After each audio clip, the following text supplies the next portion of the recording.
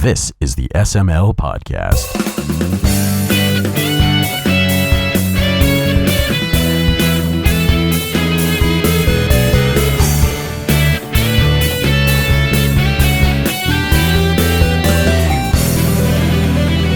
I have no filter.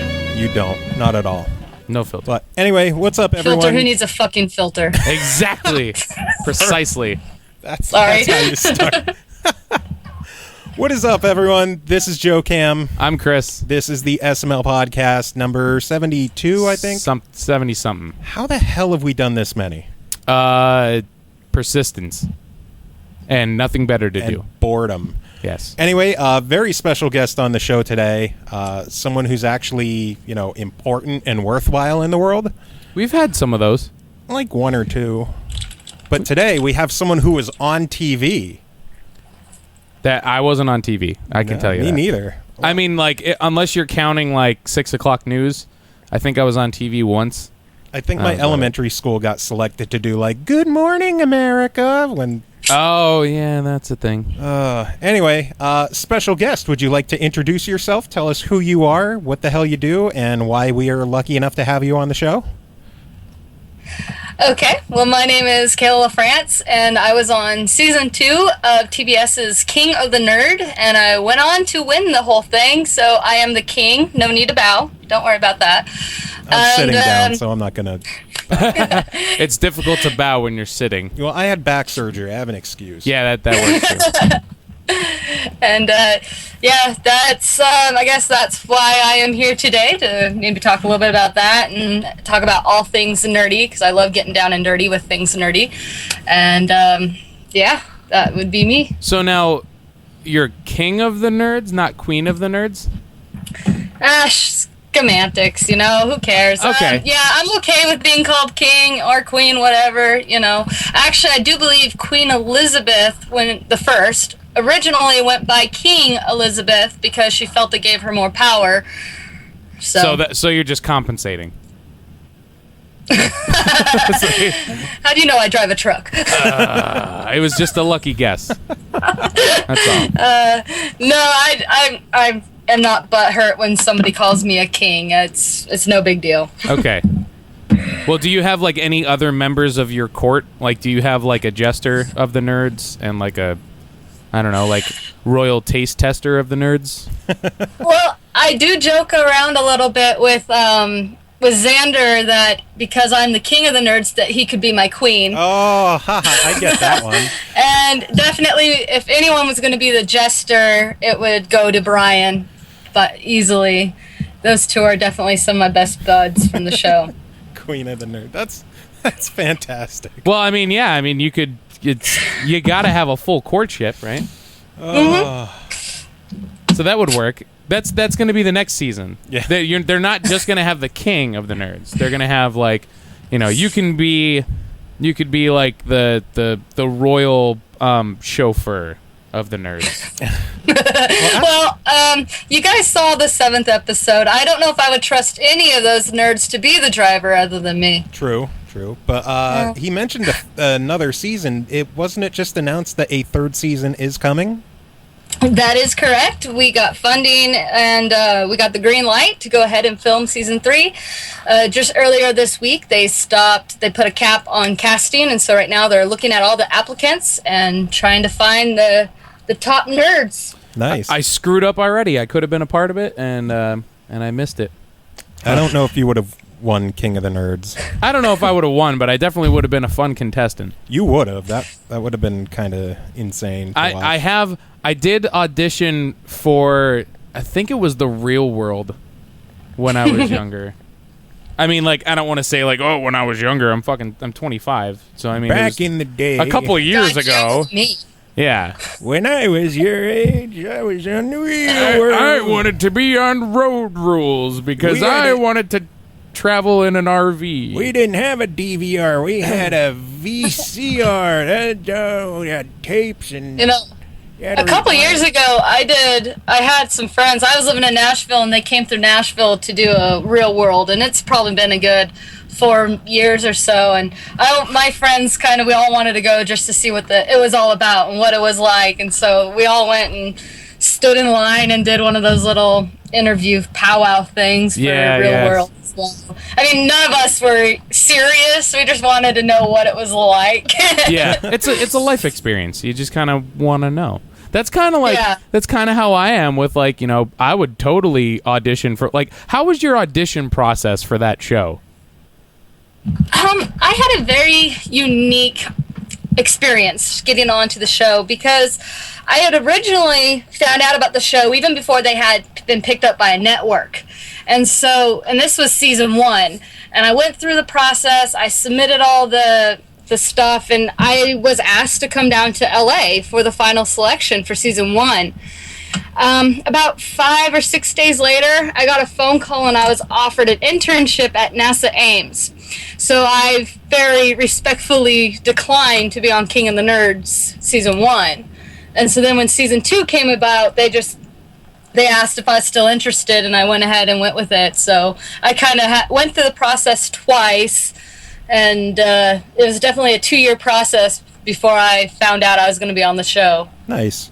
So what is, like, what does the process entail? Did you essentially just have to be like, well, you know, this is what I'm like, this is what I'm into, you know, I like the color blue. like what is it really about? The first thing that you do is you just kind of fill out a little bio. I just did like about a 2-page bio with a handful of photos attached to it. And it's just, hey, this is who I am, this is how old I am, this is where I'm from. This is my geeky and nerdy interests. This is what I'm doing in school. You know, I just kind of gave just a quick, you know, little mini biography of what really makes me stand out as a nerd. I then got an email back saying they wanted a video, and they said I had a 10 to 15 minute time limit on my video. This year they only had a 3 to 5 minute time limit. Wow. But so I had my friends come and they filmed a video for me, and we sent in the video, and then it was that was October of 2011, and then it was sit there and twiddle your thumbs until May of 2012 when I finally heard that back that I would be coming to LA. And then, a few days later, I turned down the opportunity. Nice. I'm sure this should have been asked first, but for people who don't know what King of the Nerds is, because I'm sure we have a listener or two out of our 3 or 4 who might not know what the show is. Do you want to explain a bit what King of the Nerds is? King of the Nerds is a show that's on TBS, and the concept of the show, it's a reality TV show. It's a competition-based show, and they pit 11 of the nerdiest people that they can find. And it's more of a comedy. They try to avoid drama. And they try and make it very lighthearted. It's definitely not an insult to nerds. It is supposed to cherish the nerd culture and to celebrate it.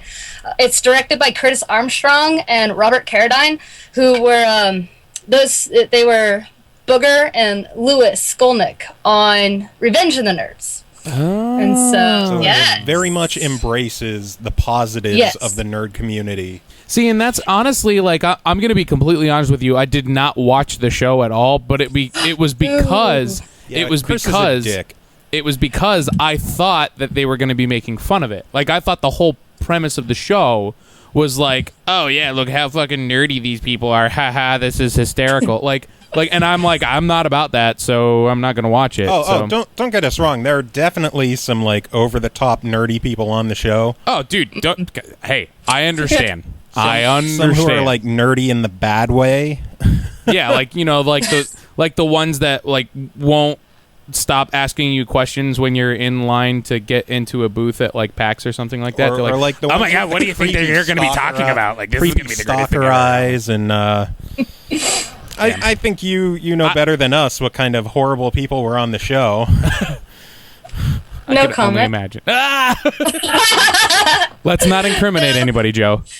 You know, for the most part, I love the nerds I was with. We definitely became a little family afterwards. Curtis was super close to all of us nerds, and we all refer to him as Papa Nerd. And you know, Curtis and Robert actually came up with King of the Nerds. They're the executive producers. And when they came up with the idea and they were pitching the show to different networks and to production companies, they kept saying, the whole concept is basically taking the ending speech that the Louis Skolnick character does in Revenge of the Nerds, which is like basically saying it doesn't matter who you are, what you're nerdy about, just be proud of the fact that you're a nerd and let's celebrate being a nerd. And so they keep that focus the entire time. And one of the guest stars that they have a lot is George Takei.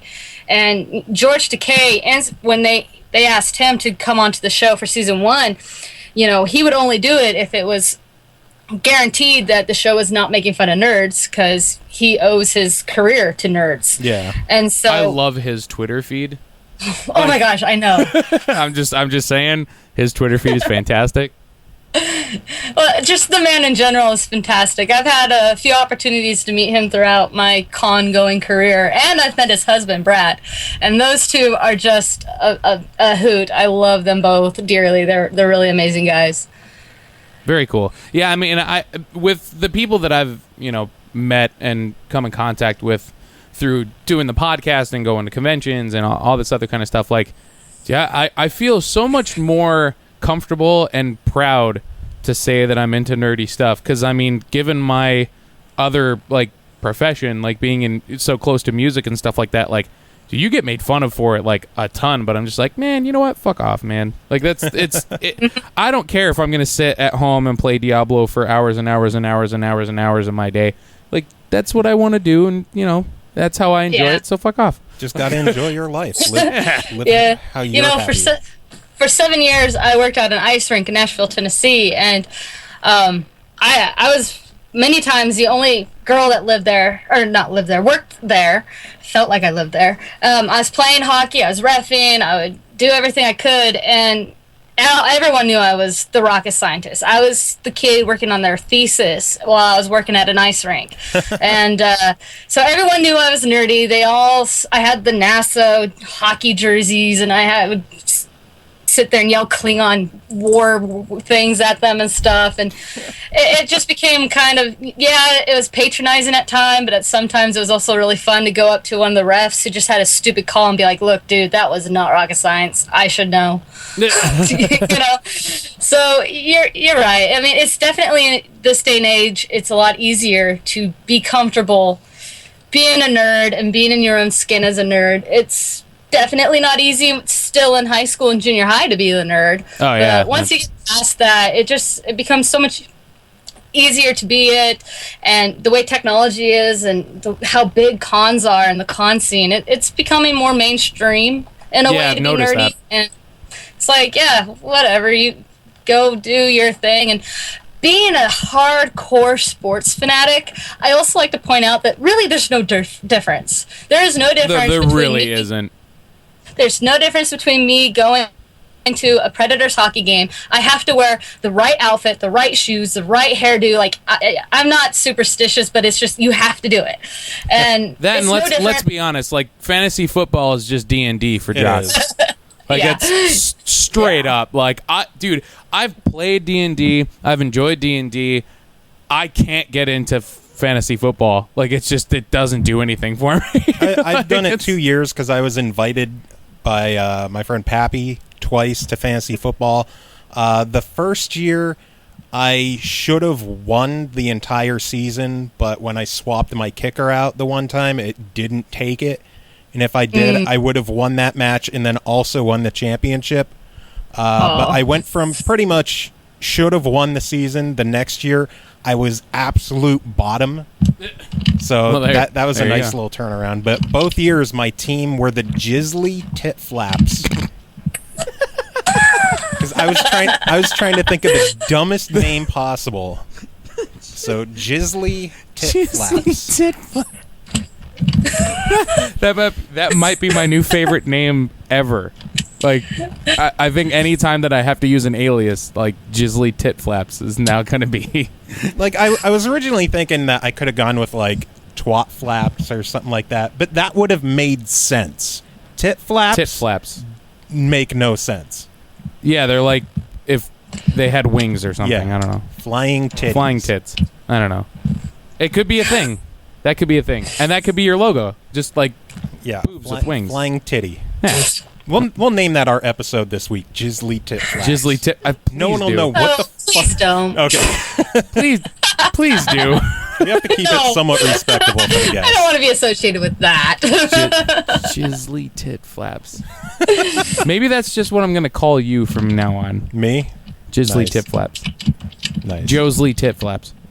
Jizzly. Something like that. Oh my god. So, back to the subject that we actually were on before. No, let's talk about Jizzly Tit Flaps.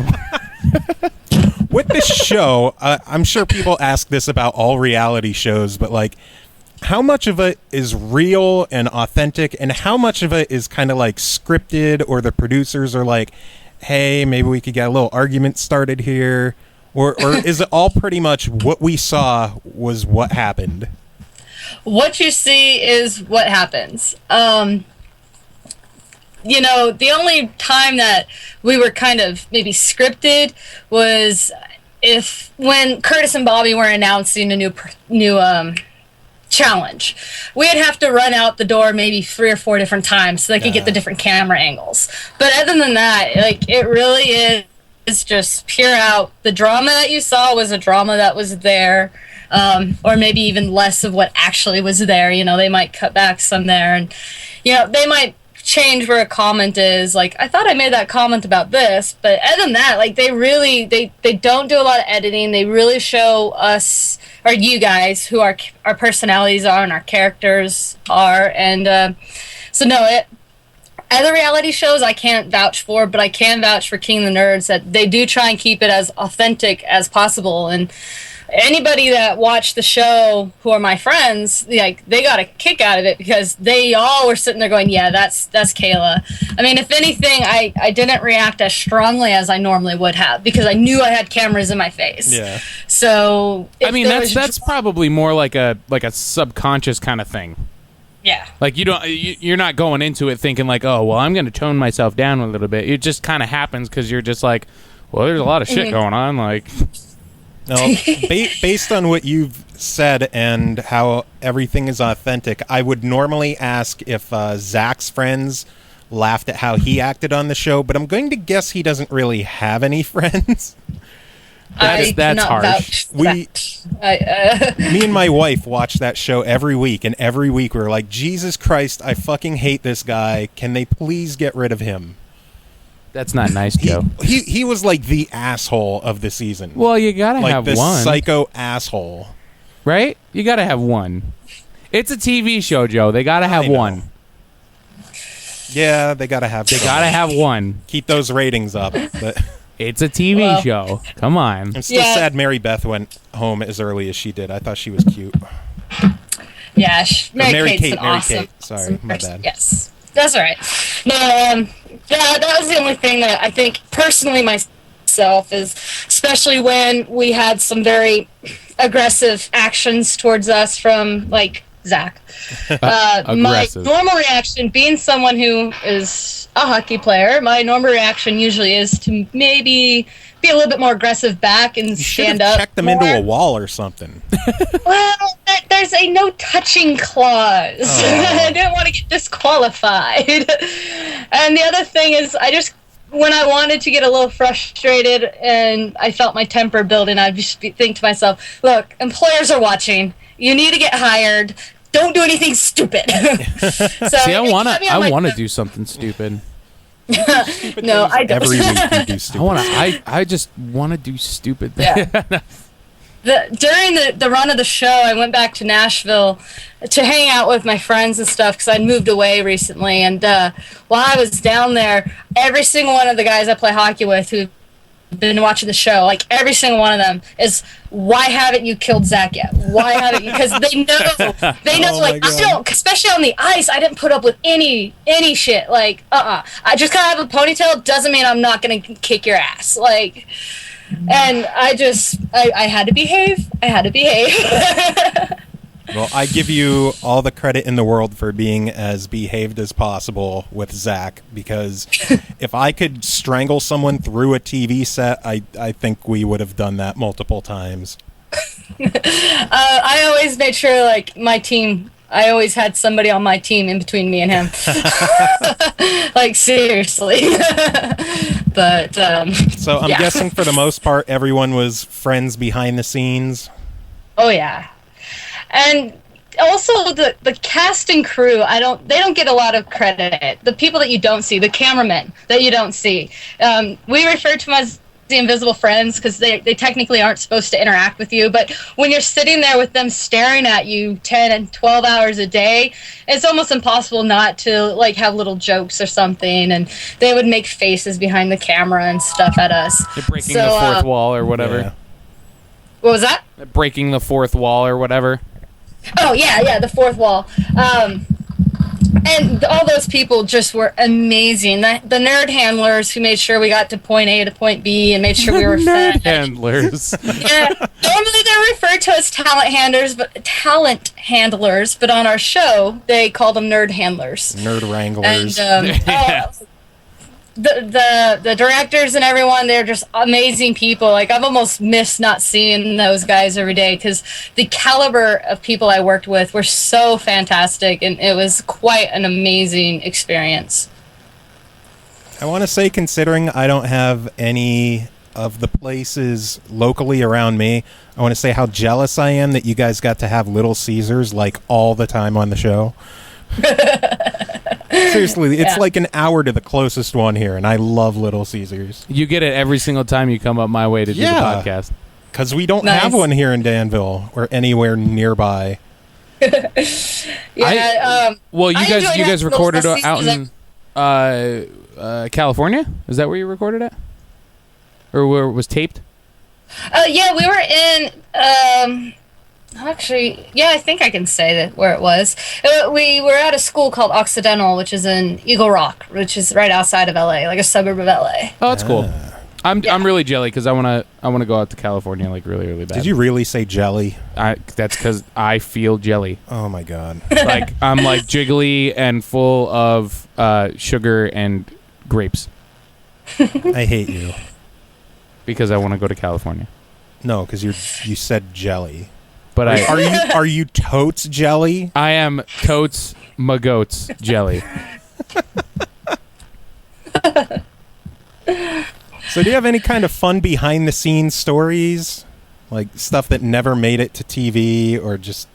Oh, there's so much that doesn't make it to TV. Keep in mind, you have like 10 to 15 camera guys.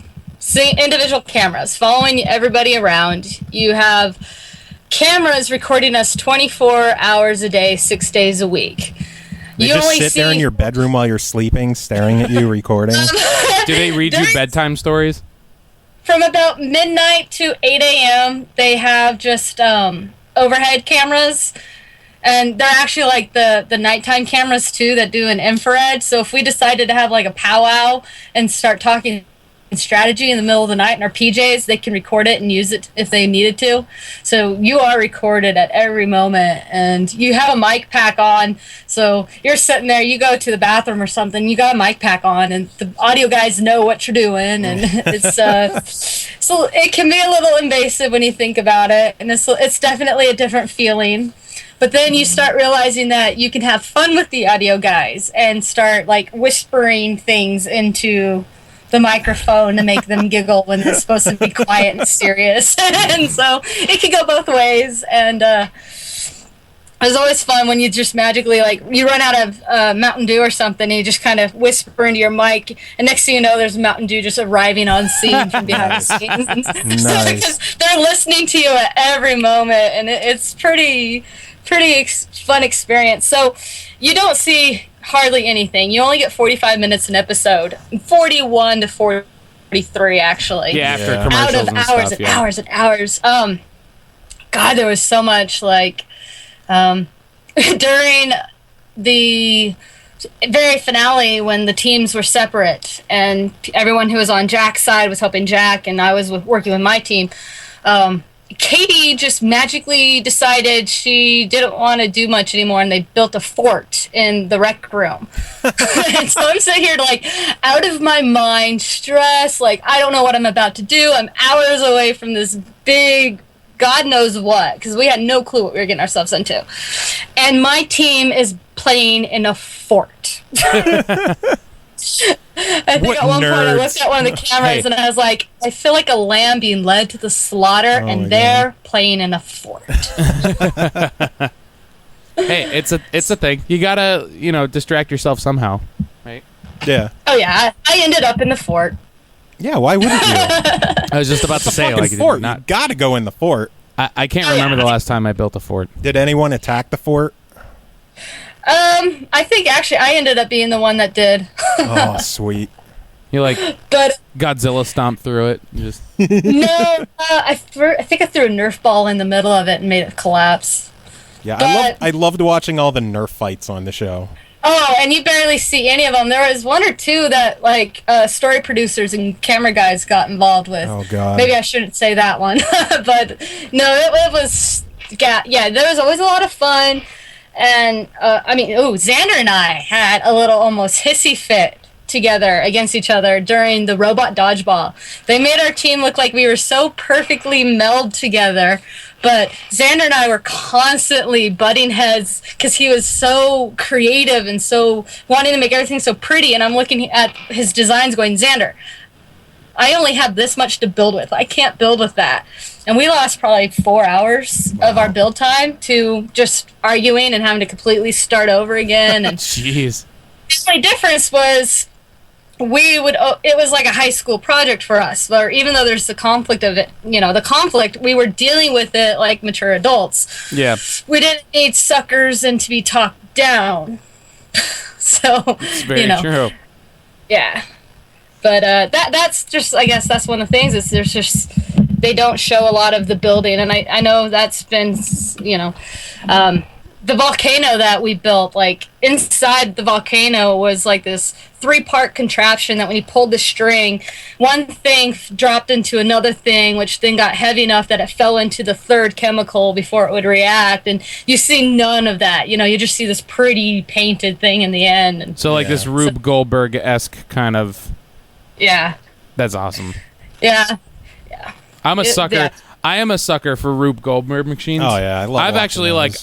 I've wasted many a night on YouTube just finding random fucking Rube Goldberg machine. I would say that's probably, if I had to pick one of the things that's like the nerdiest, like out there kind of thing that I do on the regular, it's probably just go on YouTube and find Rube Goldberg machines. They're fun to watch. Like- Like the one OK Go video is like nothing but one Oh, yeah. long Rube Goldberg. Speaking of like nerdiest tendencies, if you had to pick the absolute, like, this is the quintessential like thing that makes me the biggest nerd ever, what would it be? I am considered NASA's greatest fan, and I'm officially considered NASA's greatest fan by NASA. Wow. Well then, yeah, that I would say that would probably it. The fact that you're that- official, that's kind of... Yeah. 2006, NASA had a contest to find their, it was a video contest to find their greatest fan. I was one of the 9 finalists that they selected, and then the finalists were voted upon, and I won the popular vote on their website, and was the VIP at the launch of STS-118 because of it. So not only are you king/queen/emperor of the nerds, Overlord of the nerds. overlord of the nerds, The master. you are also recognized as like the head honcho that is not technically employed by NASA. Pretty much. So what's your reward? Are they like sending you into space as thanks? No, I Oh, well, that's was... bullshit. Fuck that. Well, here's the thing. I was a VIP at launch of STS-118. Wow. I had an astronaut escort all over Kennedy Space Center. It was an all paid out trip. I didn't pay a dime to get down there. They paid for my hotel. and I had a VIP behind the scenes tour. I got to see things that most public would not be able to see because of my trip and who I was with. So I can't complain at all. Right, it was that's fantastic. pretty fucking cool. That's very cool. Like 10 feet away from Laura Bush at the launch. Yeah, I don't care. Like, because I was in the VIP section with astronauts' families and with dignitaries that were there for the launch as well. That's heavy. That's pretty crazy. Yeah, that's It cray. was It's cray cray. Are you gonna say totes cray? Totes cray. I can't think of anything else. Are you totes jelly that she got I'm to do all totes. that? I'm totes jelly because that sounds cray cray. God, you're a son of a bitch. Yeah. I'm sorry. I only do it because I know that it annoys you. Hate you. Thanks. So something that got under my skin while watching King of the Nerds. I wanted to address this with you. I need to know, why did you say you hate video games? I'm not a big gamer. And, I mean, But when to you're doing... hate them? What was that? But to outright hate them? Okay, well, keep in mind that when you do the interview, they're asking you what your feeling is at that moment. Yeah. Like, when you were losing at Pac-Man, what was your feeling? And so... yeah, at that moment I was going, damn it, I hate you, Pac-Man. But, you know, for everybody that gives me crap for losing Pac-Man, what I do guys point out is that 2 full-grown nerdy guys could not solve a Sudoku, and it took me like 3 minutes. So you can't be good at everything. True. Do you still hate video games? Yeah, I'm not. I always will hate Pac-Man. Like, even before I had to go play Pac-Man, I had told them, I hate Pac-Man. Like, that game. That's why they put it in there. You're like, I know how we're gonna knock her She down. hates Pac-Man. Fucking A, she's gonna play some goddamn Pac-Man. I own a handful of games. Most of the games I play are either racing games, because I'm a huge car buff, and any game that's Batman related. If it has Batman in the game, I own it, and that's about it. What kind of consoles do you have, or is it just PC only? Oh, God, no, not PC. I got a PlayStation. I'm a PlayStation 3. I have a PlayStation 2 and all the Batman games on that, and I got a PSP. I haven't updated to a Vita yet. I like the Vita. I like the Vita. The PSP was kind of like, I don't know, those little discs. I feel like it couldn't hold enough. That's just me. I don't know. You could mod the shit out of them, though. What's the point of having touchscreen? If I want to have touchscreen, then I'll play on my iPad. If I want to use my joysticks. That's what the point of a video game is. I don't like gaming on a tablet. It just annoys me. Yeah. So. Well, it's gotten to the point that most people don't even care about the touchscreen on the Vita anymore. They really don't use it.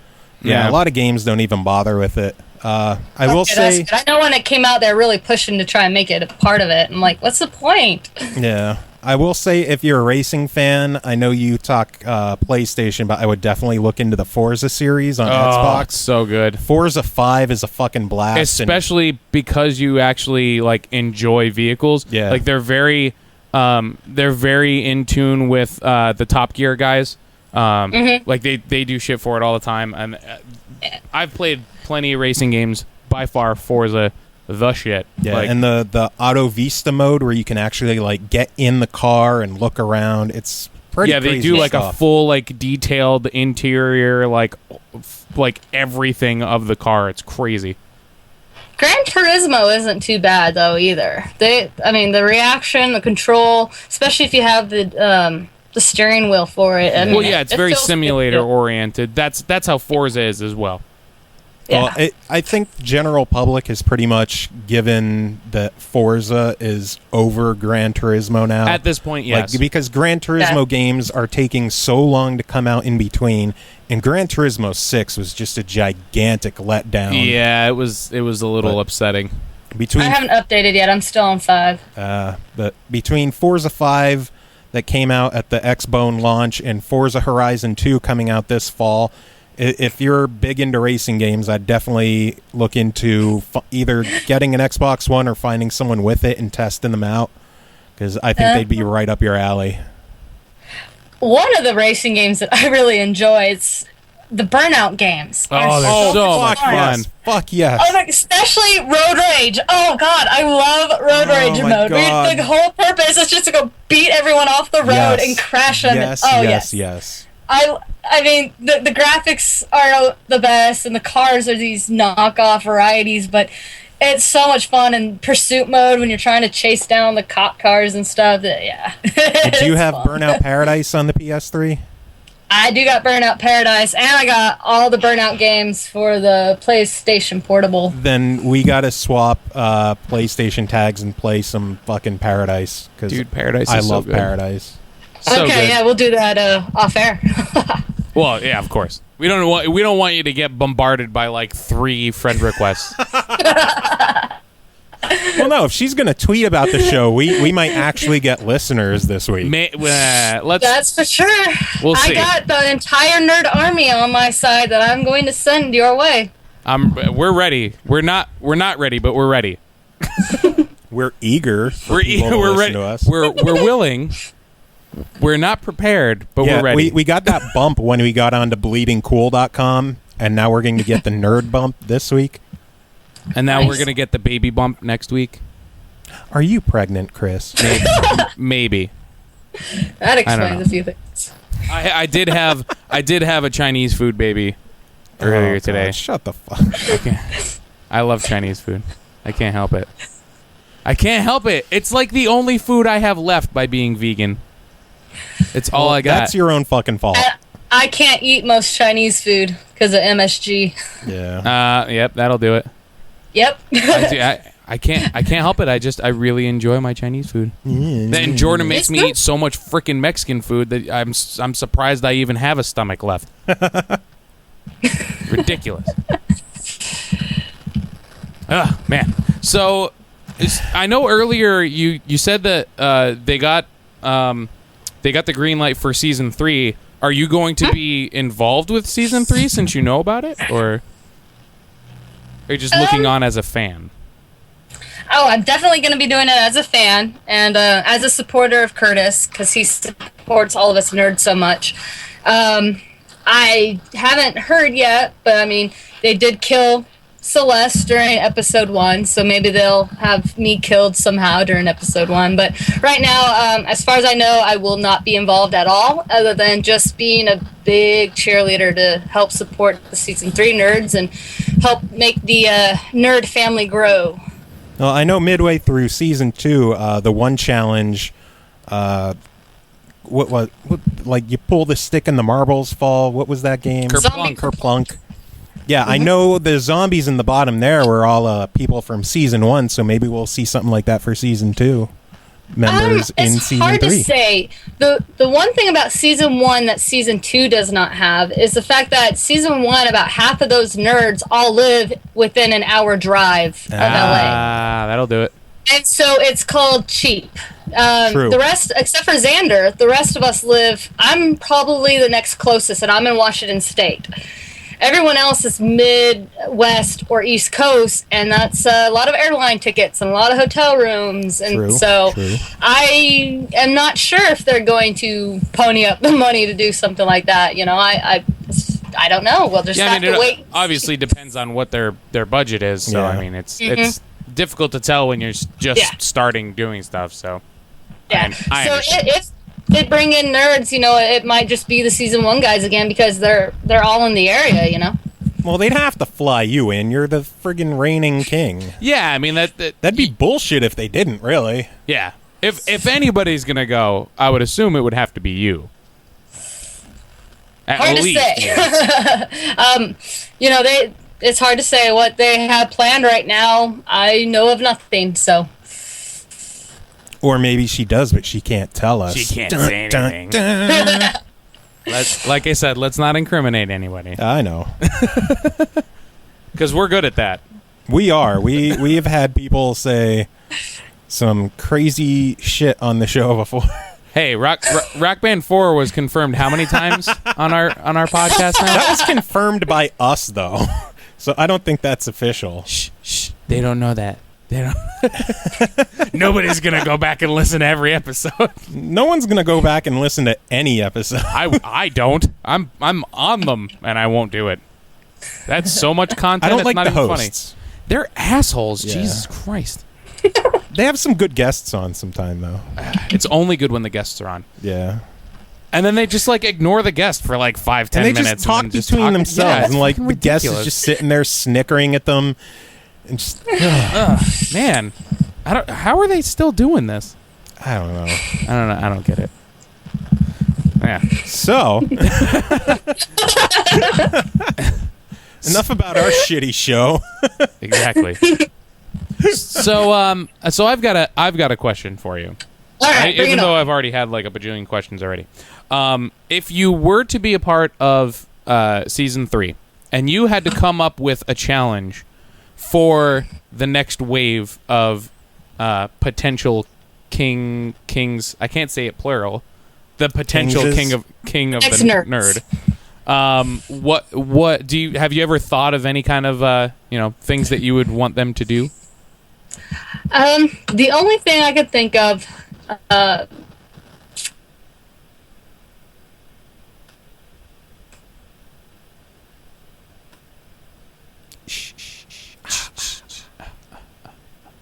wonder if we lost her. She's still there? I don't know. I don't think so. I'm not sure. Kayla, did we lose you? Let's see. There There it goes. Yay, thanks, Skype. Let's try again. you guys there? Yep, Yeah, there we go. that was so well timed that we asked you a question And then just boom, and then you're gone. just lost you, and we're sitting I here was like, what the heck just happened there? Okay. are you thinking of an answer or? No, actually, I was talking as I guess you were redialing. Probably. Yeah. Possibly. It literally cut out as soon as you were like, well. That was it. Okay, well, let me say it again. The one thing that I can think of is the one thing that I did not get to participate in. It was the one thing that I, going into the show and hoping that the Nerd Eliminator would be, is a room escape. And a room escape is one of those things where there's 20 different clues and you have to figure them out in the right progression.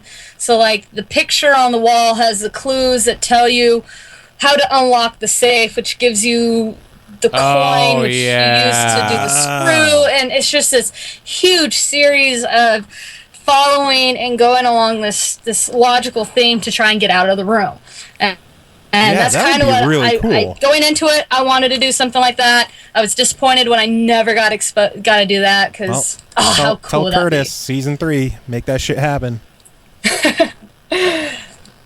So that's the only thing I could think of, and maybe there's a few other things I could come up with, but I'm not much into thinking about the challenges and stuff. That's Genevieve. Genevieve comes up with all the good stuff, and that's why she's working for King of the Nerds now. Oh, she is.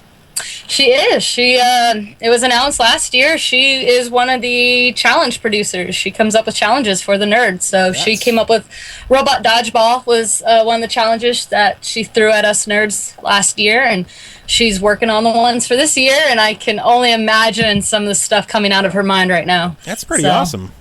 Yeah.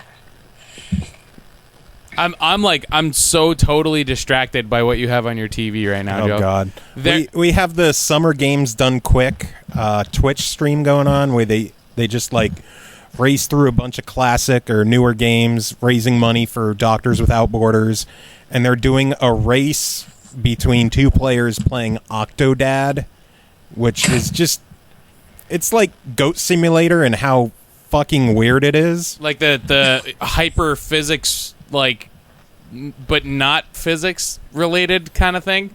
Like the physics are just so out of control that it's barely like playable. Yeah. But yeah, they're like ripping through this right now, and it's kind of blowing my mind. I still love the premise of the game is that you are a dad. You're an octopus. But you're an octopus, just like dressed in a suit, and nobody realizes that you're an octopus. Like you're just supposed to be like a regular dude. Yeah, everyone thinks that you're just a guy. but you're a fucking octopus. But you're an octopus. With your tentacles flailing around and your big octopus head. And it's just weird. And Chris is enraptured I'm absolutely infatuated by this right now. Because I saw some of the game before, but actually watching people like trying to speedrun it right now, this is hysterical. Like, this is very, very funny. I will say, if you're listening to our show and you haven't checked out the Summer Games Done Quick, I believe they're going until this Sunday, so you still have time to check them out and donate, because it's an awesome cause. We donated a couple bucks yesterday while they were playing Rygar. Oh, Rygar speedrun. Yeah, I would love to try and get into speedruns and stuff like that, but I just don't have the patience. I really don't. Meh, video games. I know, right? I was waiting for it. I was trying to plant the seed. Fucking nerds in your fucking video games. God, you guys are so Well, you know, some could argue that video games are one of the least nerdy of the... Because, come on, what 14-year-old kid out there doesn't have one or two or more gaming consoles? It's not about the consoles, it's about the games you play. Yes.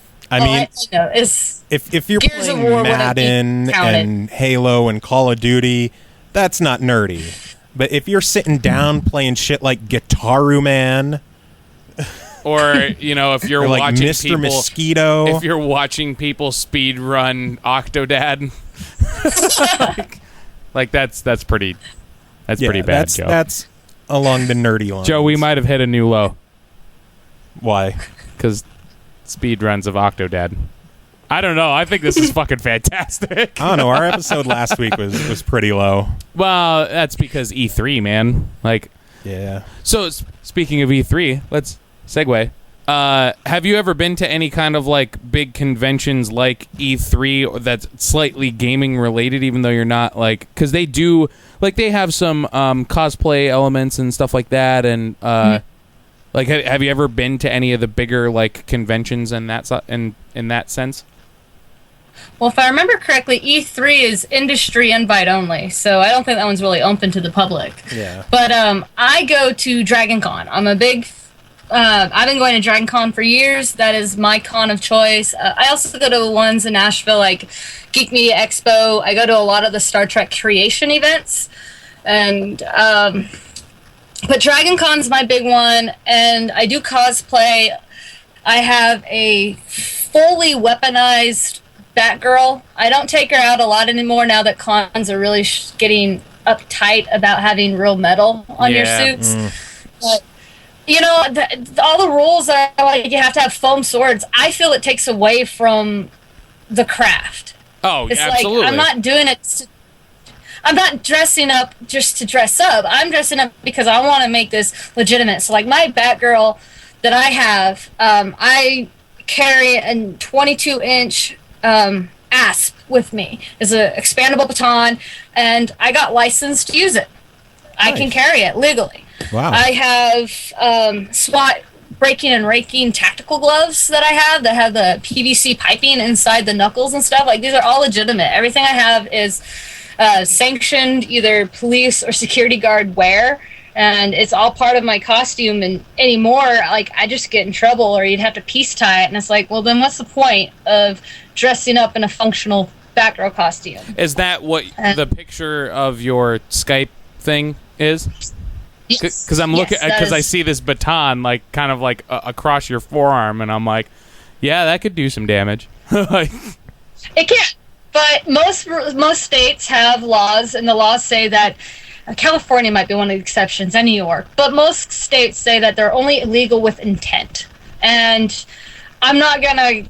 Posing for a photo for 20 people is not intent to injure. It's not going to be plausible in court. It's, you know, I've pulled it out in front of cops. I don't care. Yeah. You know, it's a costume. They get that. Yeah. And I'm not being aggressive with it. And I really want to make a Klingon costume. That's my two next costumes that I'm working on. One is a Christian Bale Batgirl. So with that black, the armored type. And then, also I want to make like this the whole time. You have to smoke like 3 cartons of Marlboro in an hour. No, because Batgirl has never really been known for changing her voice. So if you listen to like Tara Strong when she's Batgirl, there really isn't a change when she's Batgirl and when she's Barbara Gordon. And so I can stick with that as my motif. Well, but there you go. She's got it all figured out, Joe. Yeah. I'm a nerd, come on. I also want to do a full-out Klingon costume, but part of my Klingon costume, it would be making sure that it would be full leather and also armor plating like you would actually have in the movie or in Star Trek. And I'm not going to carry around like a mini batleth. I want to carry around a 43-inch steel-bladed batleth. There wouldn't be an edge on it, but it's going to be a real one because that's how to make the costume authentic. That's how you make it functional, and that's what I strive for. So Because anymore, I don't really around. Well, that's the thing. I mean, if you're gonna do it, Go fucking big or do go it. home. Yeah. Yeah. So I'm losing a lot of respect for cosplaying in con personally, just because I don't want to piece tie my gun if I'm going to go as Nathan Fillion's Captain Mao, you know? Yeah. I feel like it takes a little bit away because that's not why I cosplay. I cosplay because I want to engross the character and envelop the character's personality and stuff. And I'm going to spend hundreds of dollars and months upon months working on a costume. I'm not going to make it foam. I'm not going to make it soft and rubbery. It's going to be legit. It's going to be real, and you're going to be scared of it. Yeah, when I see like best of cosplay things on different websites and they have shit like someone's there posing in a badass outfit and then they have like a giant sword but with like a pink tie on it to show you that it's been checked in, like it just looks fucking stupid. Oh, just carrying the badge around when you're in costume, trying to have the badge visible but then hidden during photos, that alone gets hard. Yeah. And so I've really gotten a little it's so frustrating now because people like my gauntlets are real metal. They're not edged. It won't cut you or anything, but you can't get it inside anymore, and it's like then what's the point? For me, it loses why I do it and the fun part of it for me. Yeah. Is that I go for functionality and I go for realism, and if I can't include that, then it takes away cosplay for me. So I'll still make the costumes and I'll still go downtown with a friend and find an alley and do some photo shoot, but it might not show up at a con if the con's going to be really strict about what kind of weapons I have. So That's really unfortunate. I for the longest time, I wanted to do a cosplay of the newer version of Smoke from Mortal Kombat. I mean, I don't know how the fuck I would do that hair because I don't have like. I would have to have it like spike backwards and white. So I mean, like, I like short of spray painting my head, I don't know how I would really be able to pull that off. But yeah, I mean, like I've thought about it, but then like stuff like that, the stuff that you have such a hard time legitimizing. Like, no, I would really need to have like a metal face mask because that otherwise it's just not gonna look good. And I mean, if I'm gonna do it, that's how I would want to do it. I mean, like I don't want to half-ass it. So yeah, I don't think it's a secret that I'm not much of a cosplayer. But false. The one time I was just gonna say you did. Once in my life, I've been going to. I think I told you about this, Kayla. I go to MagFest every year. This coming January is going to be MagFest 12, I think. 12, 13? I think 12. And I'll have been to every single one of them, and I cosplayed one time, and that was as fat retired Zangief. So I shaved my balding head into a mohawk, had the giant beard, and I just walked around in a pink robe and Angry Bird slippers. Oh my gosh. I saw the picture of it and I thought it was fantastic. Yeah, I thought you nailed it. You'll have to add me on Facebook so you could look at my pictures. It's hysterical. But it is, that's the only time I've cosplayed.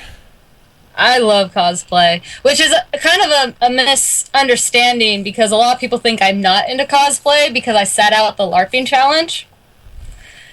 And I sat out the LARPing challenge for another reason, which actually doesn't get shown on the TV show. What was the reason? Exclusive behind the scenes. Well, quite honestly, it goes back to why I was avoiding going Zach and not wanting. We would have to go head to head because we both would have been warriors, and my team and I want to decided just beat the piss out of them. And so I don't want to sit there with a real weapon. It wasn't a real weapon. It was a foam sword. But my team and I decided it would be best to put Chris in that situation and not me. People are screaming, "He's been dead for 3 minutes! Stop hitting him!" Well, no, what really got to me is I don't remember them showing it on the show, but Kevin Sorbo made a comment when they had to judge the two warriors, Chris and Zach, and Kevin Sorbo made this comment about neither one of them were warrior-like. And oh man, had that been me, I would have turned on that hockey player, Kayla, and just walked right up to him and been like, "And why don't you get your ass down here and show me what it's really like?" Like, oh man, I would come on, pussy, I'll fuck you up, Hercules. You ain't shit. I totally would have too. Like, it was so hard to sit there. Like, I was just like, crap, I won. Because anytime a guy says something like that to me, I just turn on that hockey player mode, and I would have gone right against him. It's like, you want to know what the difference between me and you is? I have one. You are one. Ooh, that's a good diss. Yeah, that's my favorite tease in hockey. That's very good.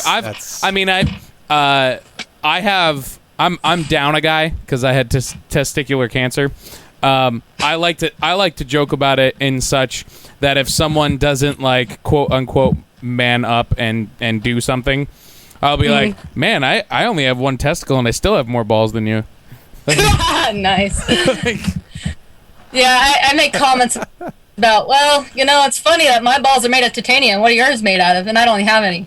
But there's some good puns against guys that can really hit low. And had Hercules said something like that to me, I totally would have been in his face so fast. Oh, that would have been awesome. Yeah. But, no, I like cosplay. It is fun. I have a lot on the list that I want to do, and I think one of the other ones I want to ultimately do, because what I like about cosplay is the engineering side of it. And you walk through the Home Depot and you're looking at things that are for plumbing, and you're looking at it like, that would work really well on an astronaut's EVA suit. And you're finding piece A, B, and C and adding it together to make Z, which nobody else would have ever thought to make. And that's what I like about it, the challenge behind how to adapt things of normal variety into this whole new world and this whole new concept. And I do want to one day create an astronaut Batgirl kind of costume. That'd be interesting. Yeah, because I've never seen one like that. And like when I do my Batgirl, I always use light blue instead of yellow, just because I like to stand out and I don't want to be the same as every other Batgirl out there and put a red wig on. It's like, no, even though I'm going for Batgirl, I'm still going to add my own flavor to it. And it's like, if I were to become Batgirl tomorrow, how would I do it? I'm going to wear steel toe military grade boots, not stilettos. Yeah. I like people that actually like put their own flair onto it. Yeah. Plus, I can't imagine fighting crime in stilettos. You fuck that noise. Come on. Okay, so when but my calves look great.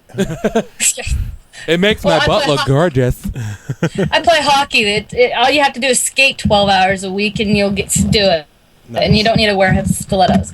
Go watch Batman Dark Knight Rises. And the scene where they're on the roof, it's Selena Kyle, and it's Batman. She's in her, slow-mo it, frame by frame, and you watch Hathorn walk in stiletto. The second you start seeing the guys move in, she's in flats, instantly. And she stays in flats the rest of the fight. And it's like, exactly, it's impossible to kick ass in stilettos. Yeah, fuck that. Fuck that. I have a hard time walking in them anyway.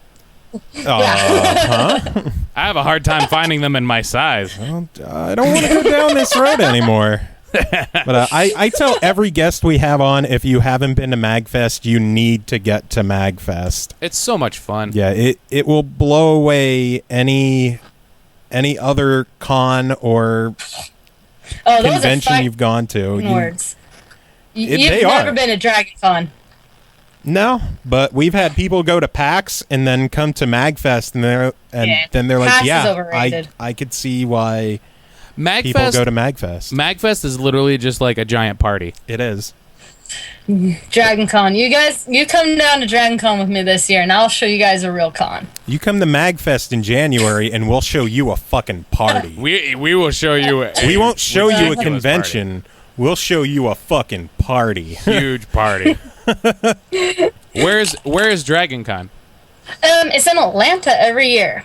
Atlanta. And it's over, is it Labor Day? Yeah, Labor Day. That's in September. Pappy's gone to Dragon Con. Has he? Yeah. Well, September. September what? Oh, true. It's going to be this year, I think it's end of August, 1st of September. It's over Labor Day weekend. Oh, okay. All right. Yeah, that's different. Because technically, when we could do like a small little bit of news that we'll sprinkle into the episode today. Technically, Did they come out and officially say yes? Because last I saw it was just like, they put September. hashtag 8.5. Yeah, a little mini MagFest event in Are you September. talking about Doctor Who? No. They MagFest. It has been hinted that they are going to do, because MagFest is yearly, beginning of January, right? Yeah. Beginning of January. Although it's end of January, this coming January. But they're hinting that they're going to do an 8.5 in September at the last location that they did at the before they moved before they exploded in growth. Growth. Okay. Yes. Gross. No, not growth. So, They exploded in So growth. they're hinting more and more and more that this is actually happening, and they actually announced they released some dates today, just telling us to keep our calendars clear. Right. So, I mean, why would they... So- and it's a weekend. Yeah. It's like 3 days. So it's like, yeah, dude, it's 8.5. Yeah, we know it's coming now and when it's coming, but they still haven't officially said It's coming. It's that coming. it's here. It's coming.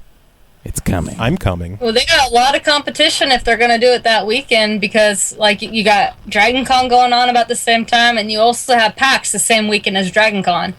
Well, I know that So- the MagFest one is like middle of September. It's middle of mid to September, late. and it's supposed to be, from what I understand, it's supposed to be a scaled down, smaller version Yeah. to accommodate like To the point originals. where like the first round of ticket sales might be an invite kind of deal. yeah, it might be an invite only thing. Just because they're like MagFest has grown in the past couple of years from like 2,000 people to over 10,000 people, and just exploded in size. Yeah. So they're Yeah, looking to. Dragon Con's done the same. Like, Dragon Con, I think my first year I went 31,000, and then like the last year they were like over 60, and it's only been like Damn. 4 or 5 years. Like, they've just doubled in size the last couple of years. Yeah, I've heard of Dragon Con plenty of times. Yeah. I've never gone. Same thing with like Otakon and KatsuCon and stuff like that. But Yeah, the only thing I do is MagFest, and then I did Anime Mid-Atlantic twice, and that was because they wanted me to bring my Xbox 360 down for Rock Band. because you have the be all end all Rock Band collection, Close, yeah. pretty Okay. much. You have multiple hard drives full of stuff. Okay. It's enough. It is. It's enough. It Let's is. be honest. Let's be honest. So Yeah. because you're not really like into games. Normally we ask our guests before we close out the episode what you're playing. But I don't know if you'll be playing anything. Are you playing anything? Well, actually, I haven't played in about a month, but I actually am pretty big on DCU Online. Like I said, I I've been love my thinking about Batman that. stuff. I love my superhero, and so I I have several characters on DCU Online. I've been playing Portal 2. I got that recently. Nice. I love it when they hit the $20 greatest hit level. Oh yeah, totally. So much cheaper, and yeah, I just don't have a lot of time to play right now. I'm looking for a job like every other fresh graduate out there, and I am working on a project with the Nerd Army, and I got some other things up my sleeve that I'm about to release as part of my way to support King of the Nerds in the future. And any kind of news you want to debut here? Quote unquote debut. Well, we might have to just talk about that. We'll see. We'll see. Curtis, Go ahead. I was just gonna say, Curtis doesn't even know what I'm working on. I keep teasing him about it, that I got something up my sleeves right now, and I think I'm starting to annoy him a little bit because he doesn't know what I'm doing. So. Yeah, it's a police baton. No, with him, I'd rather pull out my 8-foot Australian whip or something. That'd be more fun. Jesus. That'll do it. That'll leave a mark. I do not want to get whipped again. Again. It hurts so bad. Again. I don't want to know what it's like to begin with, so I don't want to ever have to be able to say that sentence with the word again at the end of it. Well, amazingly, No one's ever hit me with it, but when I learning all the different types of patterns that you can do with the whip, I have taken, I've had it wrap around my neck at one point, take my hat right off my head. I've hurt myself a few times. I learned never to practice my whip without long pants on. That's for dang sure. Oh yeah, screw that. And don't do it indoors. No, well, mine's an 8-footer, and so I have to have like a good 20-foot radius around me, else I'm hitting everything. Jesus. So it's not a small whip. I got it when I was in Australia. I want to go to Australia. I feel like everything that's there is trying to kill me, though. It is. I feel like that's it pretty much is. Yeah. Is it? All right, scratch that. I don't want to go to Australia. No, it was pretty awesome. It was a gift from my homestay family. They gave me a red Australian bull whip. So very cool. So yeah. I believe we have. Do we have an email? We actually have an email this week, which is a surprise for us, from frequent writer Randall Drew, friend of the show. Randall Drew, because he draws and he drew. He says, "Hey Chris, don't forget to pimp your brand new Twitch channel that Joe was too lazy to come to last night." Oh, which, by the way, I didn't even know what your Twitch address was, so I wasn't on my Facebook. It was there. That means I didn't look at Facebook, or it didn't show me because the Facebook app on my iPad sucks. Yeah, it does. He says he'll pimp his twitch.tv/FlozaxRollins. I don't stream games much, but I do stream a lot of art, including game-related art. I'll be streaming a lot more starting next week as I begin work on the backer rewards for Beyond Mode 7, which apparently is about ready to go off to get printed soon. So we might be getting those shortly. What have I been playing recently? I've gotten back into Monster Hunter 3 Ultimate and finally getting around to beating the main campaign, as well as playing some local multiplayer with Jesse. I also finally beat both Zelda, Link Between Worlds, and Pokemon Y. Hooray for 3DS. There it is. Love always and forever, Randall Drew. Yeah, he came in. I started my Twitch stream last night. Just to give it a test, just to see what it would look like. And what did you play anyway? Diablo 3 Hardcore. Nice, because I saw you ask between that and Counter-Strike, and that was the last I saw of it. Yeah, I mean, I was Counter-Strike and Diablo 3 are probably going to be the two games that I'm going to stream the most. I might do some random stuff in between if I feel like it, but probably just going to be Counter-Strike and Diablo. Mostly Diablo. Mainly just because I'm getting ready for seasons, because when seasons come out, like, I'm only streaming Diablo. Period. Like, I will not play anything else. Yeah, I know. That's all you ever. That's all I ever play. But just to make things interesting for the Twitch stream. Are you going to give the address or what? It's twitch.tv /KROTH 1134.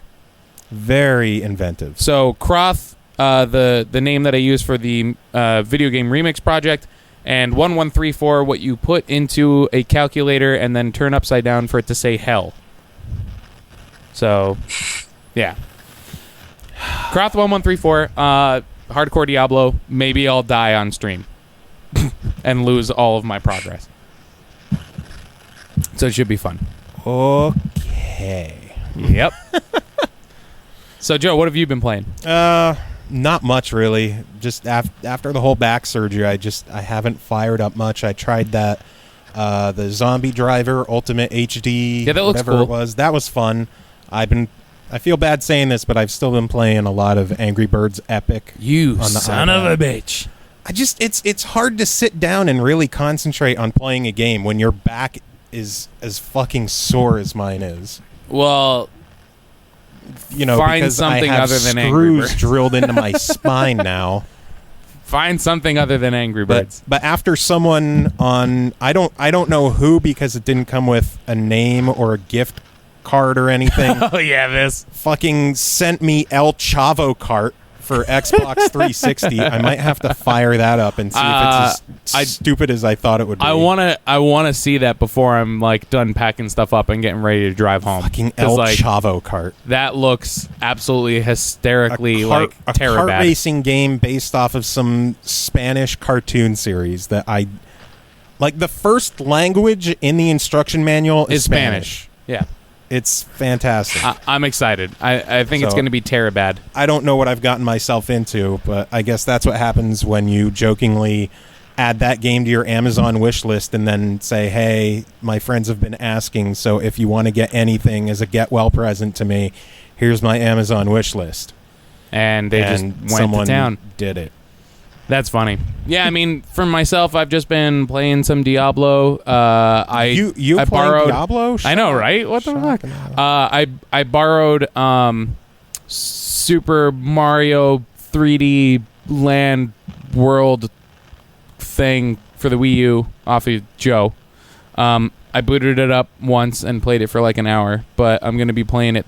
Hopefully, I'll be playing it at some point in the next couple days with... I want to get Jordan and my neighbors, so we get 4 people playing at the chop, same time. sucker. So that should be fun. But lastly, I'm hoping soon I'll be able to hunker down, and after we swap PlayStation names, I could play some Burnout Paradise Burnout would be with fun. our esteemed guest Kayla. Yes, Bringing that it- would be fun. Bringing it back Prepare in. to cry. Probably. Oh, Dems are fighting words. Man, I haven't played that game in so long, but it is so fun. Me either. Nicole and I played it non-stop when we were at Nerdvana. Like, we were constantly playing that game. But then it turns out they didn't have the rights to show the game, so they never showed us man. playing the game. That sucks. Yeah. Like what all consoles did they have in Nirvana? And They what had kind a of game Geekbox. selection? But it wasn't. I don't think it was set up properly because I couldn't even play Batman Arkham on it, and we rarely played that video game except when we wanted to go to YouTube and look up videos or something. That's like the only time I played that one. And then there was both a PlayStation 3 and an Xbox 360, Nice. and there was like Soul Calibur and I love Soul Calibur. Burnout Paradise, and that was pretty much the only games that we played and that you'd see us play. For the most part, we were playing stuff like Dominion, excuse me. Dominion and what's the one where you're trying to build your powerhouses or something. But we had a lot of board games that we would play, and a lot of us just hung out in the Radio Shack room building electronics and stuff because we had full reign of that as well. So Yeah, that room looked awesome. To just yeah, build shit especially at towards the random. end, the less players that we had, the more stressful it got, and the harder it was to hide from an individual. So I would just stay locked up in the Radio Shack lab. If I wasn't having to record something or do something with the challenge, I would be in there soldering a new contraption together, and I spent hours and hours and hours in the Radio Shack room hiding. Nice. Well, do you have any last words for Yeah, our listener? We've been going, over an hour now, so I Yeah. guess we'll wrap this up. We appreciate you coming on to the show. You've been a blast to talk to. Thanks for... I'm sad Glenn couldn't come on. And now the internet hiccups. Internet hiccup. Are you still there, or are we losing you again? We're probably losing her. All I hear is like... meh, meh, meh, meh, meh, meh, meh, meh, meh, meh, meh, Like I know. the internet has great timing at shitting out on us. I guess, I mean, that is a good thing, to be honest. It would be worse if it was just like mid-conversation. Yeah. Just like, fuck. That's the thing, so. Is she back? There she is. I'm back. I think it's my Wi-Fi. Sorry about that, Yay. guys. That's okay. It's like at the best timing, though, because Yeah. it's just like, instead of like mid-sentence, it's like after we've had a complete thought. Like, Yeah. it's great. At least it's courteous enough to do that. But I figure at the end of every episode we play some songs, and since Glenn couldn't join the conversation this week, I think I'll play a couple of Glenn K songs. Oh, we lost her again. God damn it. Oh, no. We're never getting final words from her. We will. I'm persistent. I'm going to call back. I am persistent. We'll see what happens. We shall see. Yeah, I think a couple of Glenn K songs would be a good way to end the show this week. Makes sense. You're calling the shots. I'm letting you call the shots. I'm calling the shots, you're calling the Kayla. I am. And Truth. I don't think it's calling. There it is. I am sorry, guys. I guess everyone's trying to get on the internet in my neighborhood right now. Apparently. Well, that's not bad since we're pretty much wrapping it up anyway. But again, Agreed. we thank you for coming on. Do you have any final words for our listeners? Just be sure to tune in to Season 3, King of the Nerds. It's going to be a pretty awesome group next year. I'm pretty sure of that. And just don't be afraid to hold your nerd flag high. Do they have any kind of potential release date for Season 3 yet? As far as I'm aware, they're going to be sticking with the end of January, mid-January release that you've seen in the last 2 seasons. Nice. So, Sounds good. yes.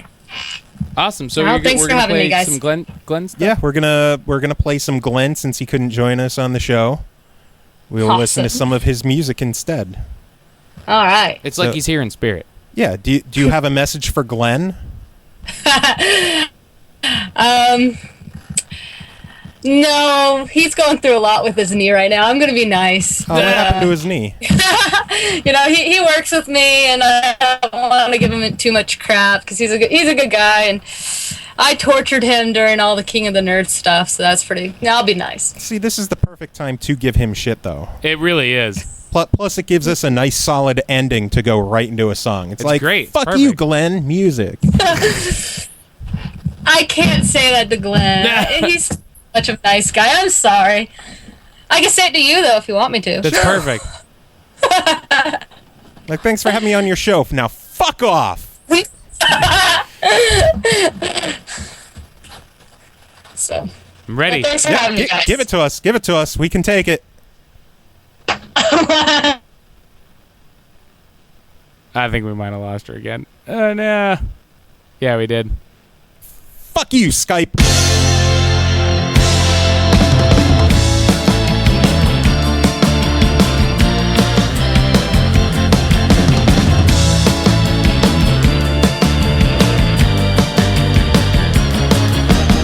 She's kinda clumsy, so she wears a crash helmet. She anticipates the inevitable fall.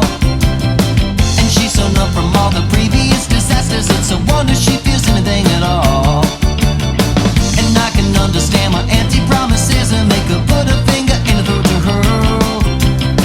She is a target for the irritating jerks. It isn't easy for a bullseye girl. The wolves are out tonight, attacking without reason. Will be as lost as she. But now she's packing heat and shooting like it's open season. Tonight the clubs are finding out firsthand what happens when you push a slice your lady to the edge. She's finding every man who ever took advantage and then casually disintegrating heads.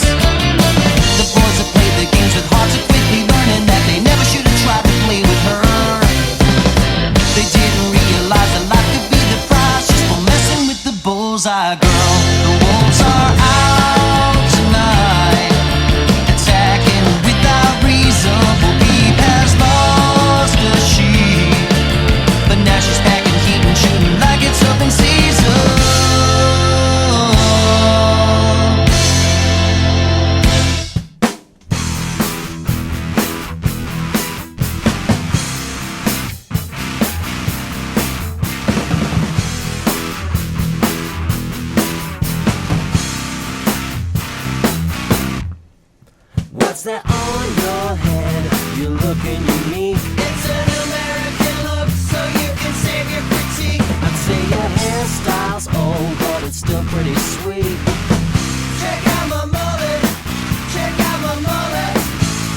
for punning.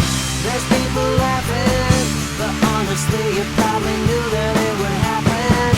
So be yourself, it isn't bad to hear that Billy Mitchell wishes that he could have. When they see your head, they don't know how to act. Business in the front, with the party in back. Up in Canada, they think you're on crack. Check out my mullet, check out my mullet. There's people staring, there's people glaring. I think it's cool that you're honestly not caring. So be yourself, it isn't bad to hear that John Stamos wishes that he could have. With your sweet Canadian mullet, you get noticed for your hair. With your sweet Canadian mullet, you stand out in a crowd, but you really don't care.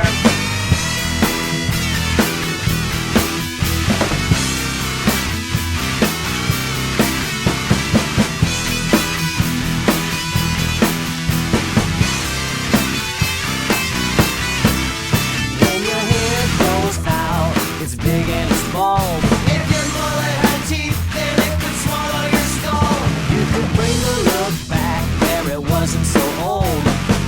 Check out my mullet, check out my mullet. There's people asking if they can touch it. They ask if it's a wig and just how long it takes to brush it. So be yourself, it isn't bad to hear that Captain Planet wishes that he could have. With your sweet Canadian mullet, you get noticed for your hair.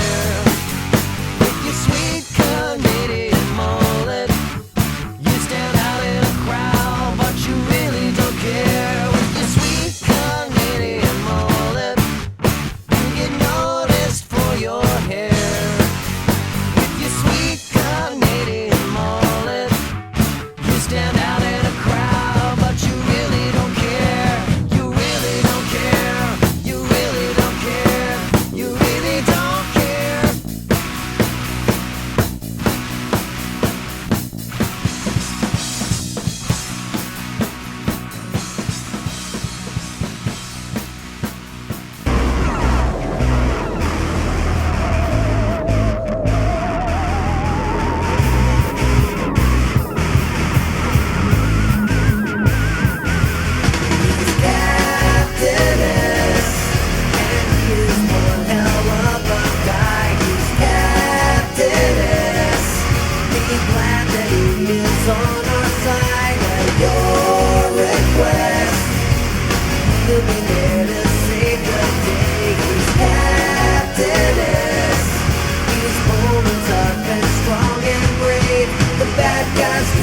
Stand